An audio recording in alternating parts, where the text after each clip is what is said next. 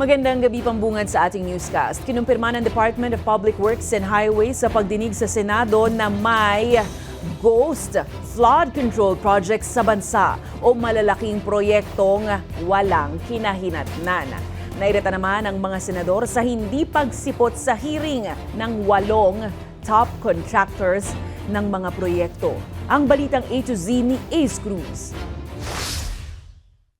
Umarangkada na ang unang pagdinig ng Senate Blue Ribbon Committee sa umunoy manumalyang flood control project na isa sa mga binira ni Pangulong Ferdinand Marcos Jr. sa kanyang State of the Nation address o SONA. Sa roll call pa lang, bahagya nang uminit ang ulo ng ilan sa mga senador dahil 7 lang sa 15 top contractors na imbitahan ang dumalo. I just hope this is not the sign of disinterest on their part, because this meeting is called precisely to get to the bottom of this problem. Kabilang sa no-show sa pagdinig ay si dating Pasig City Mayoral Candidate Sara Diskaya na siya nakalistang presidente ng Alpha and Omega General Contractor and Development Corporation at iba pa. Motion ni Senador Bato de la Rosa. May I move for the issuance of subpoena to those absent invited resource persons, particularly yung mga contractors, Mr. Chair, to require them to be present in the next hearing. Hirit naman ni Senador Erwin Tulfo.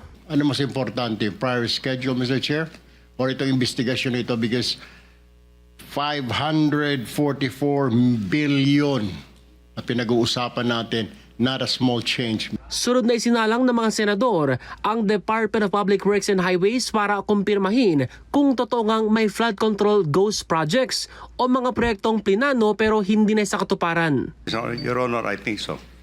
You think so? Yes. My office received reports that there are ghost projects in the municipalities of Kalumpit, Malolos, and Hagonoy in the province of Bulacan. Can you confirm this?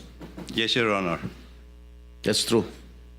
Well, this is information that we have received, Your Honor. And the contractor, allegedly,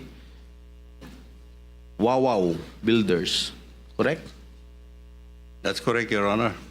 Nadiskubre sa pagdinig na may 85 flood control projects na ginawad sa Wawaw Builders sa Bulacan, katumbas ng 5.971 billion pesos. Kabuuang 9 billion pesos na halaga naman ang ginawad sa naturang contractor nationwide. Muli namang kinastigo ng Senate Majority Leader Joel Villanueva ang DPWH dahil ilang taon na niyang atrasado ang flood management sa Bulacan at ilang pang kalapit na lugar. Will be completed by the 2026, the entire stretch. Construction might, or are you sure it will start on by 2027? Yes, And sir. this is, again, you stand by your word, major program that will address flooding in Central Luzon. That's correct, Your Honor. Nagpasaring din si Villanueva sa ilang politiko na iniugnay ang kanyang pangalan sa manumalyang flood control project. They're also using this against me. Daming nagkalat na fake news, daming nagkalat na manufactured news na ako daw yung involved dito for the past 3 years. Kaya itong mga contractors na to at itong mga to, iisa-isahin ko po ito in this hearing. Iisa-isahin ko po. And I swear to God, iisa-isahin ko po ito dahil nakakainit po ng ulo. Kinwestiyon din ng komite ang QM Builders, isa sa mga dumalong kontraktor dahil sa nakalilitong pahayag nito. Gumawa na tayo ng flood control project. O ngayon gumawa ka na naman. Ano ba talaga yung totoo? Ilang project ang na-execute mo na? Marami na eh. O kanina sinabi mo hindi ka pa nakapag-umpisa eh. Meron akong hawak na martilyo rito, sinasabi ko sa'yo. Umabot ng lagpas 4 na oras ang pagdinig at target na ungkatin ng komite sa susunod na pagdinig ang iba pang umano'y racket sa flood control projects, gayon din ang kawalan ng flood control master plan. Para sa Balitang A to Z, Ace Cruz.